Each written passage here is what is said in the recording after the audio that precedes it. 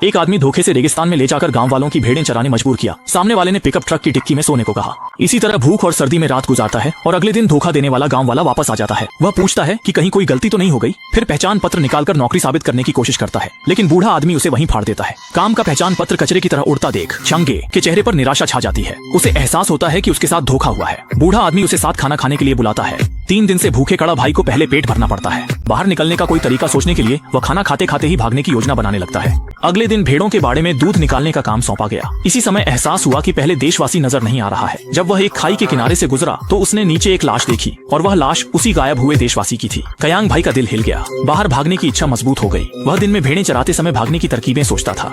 इसी दौरान अचानक आसमान से ओले गिरने लगे। घबराए कयांग भाई ने बकरियों को पहाड़ी गुफा में भगा दिया। वहाँ उसे अनजाने में रास्ता मिल गया। जब वह जिज्ञासावश उस ओर गया तो उसकी मुलाकात राहगीर से हुई, जिसे धोखे से लाया गया था। हैरानी की बात कि वह व्यक्ति उसका सगा चचेरा भाई निकला। दोनों हालचाल भी नहीं पूछ पाए थे कि तभी मालिक ने उसके भाई को वापस बुला लिया। अच्छी बात यह रही कि अगले दिन दोनों फिर से वहीं मिले और इस बार भाई अपने एक साथी को भी साथ लाया था। उसने बताया कि वह रेगिस्तान से अच्छी तरह वाकिफ है और उसने योजना बनाई है कि 2 दिन बाद जब सरदार की बेटी की शादी होगी और दावत में व्यस्त होंगे, भाग निकलेंगे। कतियांग भाई को यह तरीका भरोसेमंद लगा, इसलिए तय दिन का इंतजार किया। जैसे ही वह दिन आया, तीनों ने भागने की कोशिश शुरू कर दी। वे 3 दिन 3 रात भागते रहे, पर उन्हें बाहर निकलने का रास्ता नहीं मिला। भाई को प्यास बर्दाश्त से बाहर लगने लगी। काले साथी ने पाया कि वे रास्ता भटक गए हैं। रेगिस्तान में सही दिशा नहीं पहचान सका। वे सूरज की दिशा में चलते रहे, लेकिन भाई फिर भी कुछ ही दिनों में प्यास से तड़प तड़प कर मर गया।